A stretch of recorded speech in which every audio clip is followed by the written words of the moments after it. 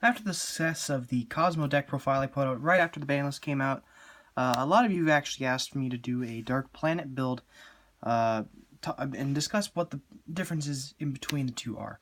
The big difference is the Cosmo Dark Planet build is a lot more linear than the standard Cosmo build that I showed off earlier. The Dark Planet build largely relies on opening planet and then a straw man or a tin can to summon back the ship you banished off the planet to revive, or so it can die in the end phase and get you a tin can to dump more monsters off it, and having called the Haunted to revive said monsters and then continue board presence from there. The problem with that is that planet is largely more interruptible than the standard Cosmo list, in the exception of one case. Your standard Cosmo list tends to open plant or a destroyer more and focuses on that to use it as a lone fire blossom, instead of using it aggressively to basically take apart your board, your opponent's board, excuse me. Where the Dark Planet build largely is, it's like the differences between pure Blue Eyes with more of an rank 8 engine versus Chaos Max, which is still Blue Eyes technically, but you're not really focusing on the Blue Eyes monsters themselves. You're more or less focusing on one monster in particular and keeping it on the field as long as possible. In which brings its own problems, where things like the deck can get very stale very quickly. The deck can get, if you lose your Dark Planet, you're already behind. If this gets like warninged or something, you're a lot less behind, or you're a lot farther behind than your opponent. Especially if you go second and you get outed by this. But the advantages of having this build versus the non-traditional build is that Dark Planet does tend to stay around a lot longer than just your average ship, just because it's a lot bigger. The only real thing that can out it right now is like a Jamming Waves or like Rivalry Warlords if you are for some reason picking pilots over machines. And other than that, it does have its advantages, but I largely agree with the vast majority that the pure Cosmo list I posted out earlier is a lot more effective in what it does. It's a lot more versatile, it's a lot more aggressive, and it basically can do a lot more. In my opinion, it's a lot more fun. But, nonetheless, let's get right into it. For the main deck monsters, 3 planet, like you gotta play it. It's either 3 or none. Personally, I prefer none, but you guys asked for it, so here it is. 3 planet, 3 destroyer.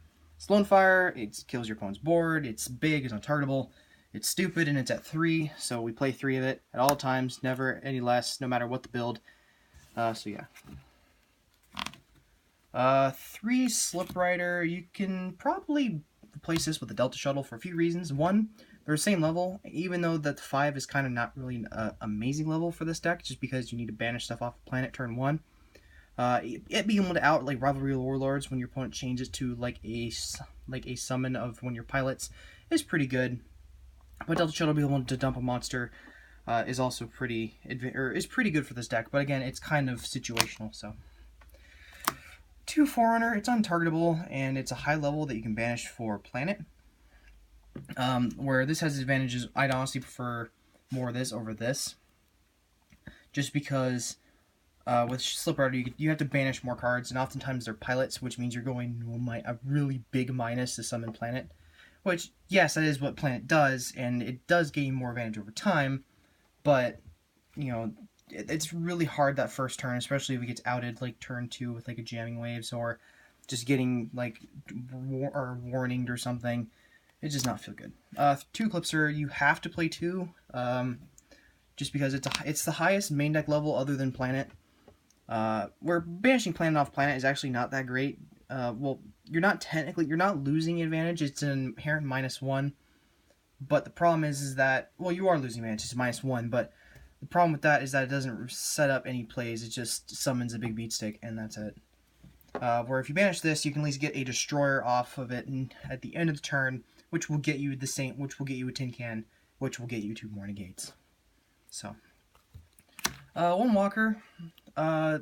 It's better than Slip Rider for a few reasons. One, it doesn't activate, so you can summon it off Call the Haunted and not feel terrible, because you can, if your opponent, like say your opponent Regekis or Jamming Waves or something, or not Jamming Waves, Afterburners, and you summon this off Call the Haunted. This doesn't activate, which means it can protect the planet, or the ship or whatever you're trying to protect, regardless, allowing you to blow up like a town and get in our search.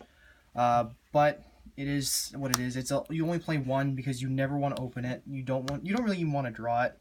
It's only really amazing just because they can protect your stuff. So that is it for the ships. And to the pilots, you have to play 3 Tin Can. It's Win Can. It's a painful choice. Like, there's no reason not to play it in this deck. Like, there's literally no reason you should ever play any less than this. Like, to be honest, you should run 4 if you ever got the ability to. You play 2 Strawmen. For me, I play 2 because you don't really want to tag out with this in the first turn. You'd rather just open the Tin Can sometimes, and you'd rather open this. But when you open this, it's not bad. When you open this, it's a lot better. Because you'd rather not like open this. It's best mid game. 2 Farm Girl. You could probably cut this to 2 for a third, or excuse me, cut this to 1 for a third Strawman. Just because basically if you open this and Planet, you open Tin Can, which is kind of the big deal in this deck. But this is really just for being another level, something you can tag out that's different than just Strawman Tin Can, because oftentimes you'll find where just 2 tag outs isn't enough. So, 2 Dark Lady. It's another one of the cards you reveal off Tin Can turn 1. If you're, like, no matter what you're doing, you run 2 because if you get the Destroyer, you're getting this. If you get this, you're getting this. If you get the Strawman, or excuse me, not Strawman, the Sword Trooper, or anything, or the Walker, you're either protecting, or you're either getting the Walker, or you're reviving this next turn. But you usually don't really get you usually rather get the Walker over the Sword Trooper, just because you'd rather have a body in hand, so you can tag out and like dodge effects and make something big. One Wicked Witch. This is just a personal pick. You could probably put Good Witch in here, or over this, just because it's more versatile, but I've had situations where you just need to sit on something, or a pilot that just sticks around for a few turns. Plus, it being a dark for Lord Darkness is pretty good. 1 Sword Trooper, you go into mid-game, or sometimes like turn 2 or 3, you can revive like a Dark Lady and push for more, with more Psychics. Or if you revive a Farm Girl, you can make a rank 3 play, or push for game. So that's it for monsters. You don't really play hand traps for the same reason you don't play it in the main build. You don't really need them. Most of your dudes aren't targetable. This deck doesn't really lose to hand traps. The one advantage it has over the pure build is that it's less reliant on Planet, so you can like not really have to worry about hand traps. So stuff like Bell is not necessary. Called by the Grave is not really as necessary either, just because if you Called by the Grave, or if you Ash the Tin Can turn 1, you're still left with a big untargetable ship that your opponent's gonna be stupid hard to deal with, and they just lost a card in their hand. So and then you're evenly matched in terms of card advantage again. 3 Town. Yeah, I mean, you gotta play it. In this build especially, you gotta dig for Planet. I still don't play any Terraforming just because you don't really want to open too many of it. You really want to just resolve 1 and then call it good. 3 Pot of Greed. This is Pot of Greed in this deck. Don't ever run less than 3. Because like if you have this plus this is Pot of Greed. Like, you just banish something, add it back with this, and then if you want to, you return it back to the deck to get another card. It's just so good. 2 Pot of Desires. Destroyer is back at 3 now, so you can run this again. Or excuse me, for the first time, because you never had a really chance to play this, but now you can, so do it. 1 Reasoning, because it's another emergency teleport, and emergency teleport because it's emergency teleport. You get this, he says, in our Tin Can. It's a Strawman. It's your 4th copy Tin Can. It's your 3rd copy of Strawman, depending on the match, or your opening hand, basically. A little bit less on the spells than the regular build, because you don't run any back row removal. This deck blinds first, always, where the pure build can go second and run things like board wipes, like Kaijus and like Rikeki Darkle. 3 Call and 2 Call and 2 Mojo. You can probably put a 3rd in here if you really want to. I still prefer 2 because it's a hard one to turn. You don't really want to open multiples. And Call the Haunted is still super good in this deck. I've thought about like Oasis of the Dragon Souls, or what's the other one? Back to the Front, just because you can't really chain in the back to the front. But they summons it in defense, which is probably the worst place to put it. If you're summoning back like a Dark Lady, where your opponent can just run it over in that case, or if you're summoning off like a Destroyer or something, they can just run it over. A 3000 attack monster is a lot better than a 3000 untargetable monster is better than a 1600 untargetable monster, if you know what I mean. And then this is just removal. I've had some awkward hands where you just end with Planet in this. That's really bad. Because if you are resolving this, you're losing your biggest like monster, your only protection on the field. So You have to be absolutely sure that this is going to work the way you want it to, which really does suck, but unfortunately that's just the way it is. And plus, it's your best removal in the entire deck outside of Destroyer. So for the main deck, no Call by the Grave, because this deck doesn't lose to hand traps like the first one did, like I said. Ash is not really a big issue because they're losing a card in their hand while you still have Untargetable Beatstick. Ogre, you don't give a crap about, because if they're ogring Tin Can, you're going to tag out. If they're ogring Strawman, you're going to tag out. Same thing with Valor, by the way. If they target either of those, they're just going to tag out. And if you're ogring Town, what are you doing? Maybe you didn't read the card. Maybe it's because mine are in Italian and you don't really know what it does, but you could have asked. Anyway. For the extra deck, it's again up to your preference. One Infinity, Nova to go with it, Fulsaurus, Pleiades, Cyton Knight. I'm actually just realizing this now. I'm not running 2 level 4s anymore. So this is actually the big rank 10 thing that burns for 2k. You're never going to have 2 planets on the field, but in case you do, you can summon the rank 10. Anyway, this is the big rank 10. Ignore the Cyton Knight. Good Witch isn't in here anymore. Not in this build. One big guy. Felgrand, because you can make it now. Dragosack. This actually came up a few times where the removal and protection actually was pretty relevant. The big one being in, again, my match against Trickstars where I had to out like Boral Sword, otherwise they were going to kill me next turn. Actually, my opponent actually Boralowed me and took my Dark Destroyer. I summoned Dark Destroyer off Strawman, crash.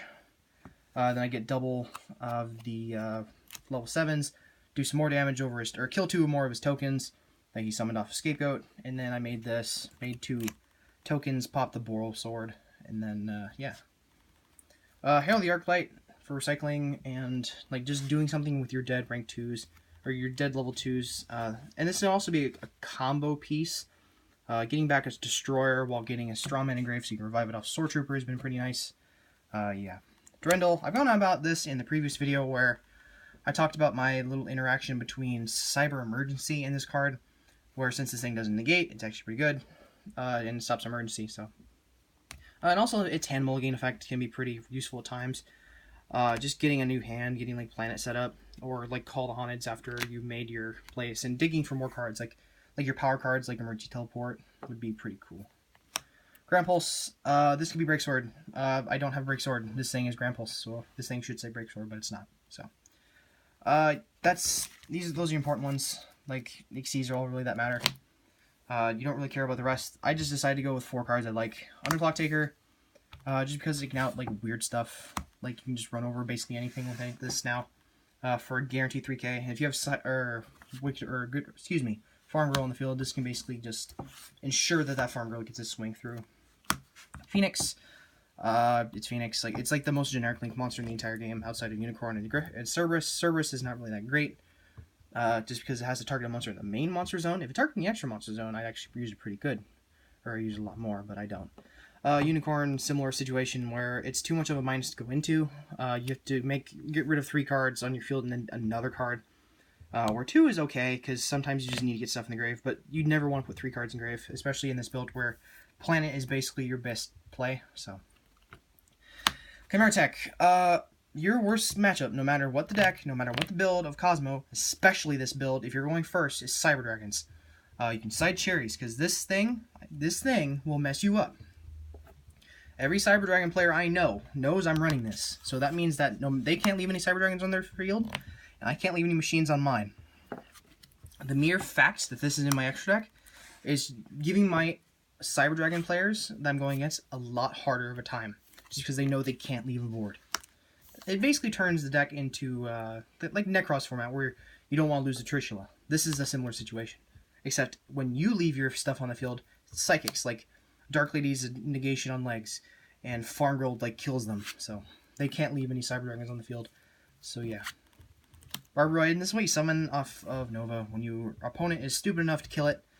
I've actually had situations where making multiple of these in a match was relevant, because this was back when I was playing multiple Infinity, because you could still, you made Infinity, if your opponent, like, strikes it or something, you can revive the Nova with a Call the Haunted or something, and then just make another Infinity.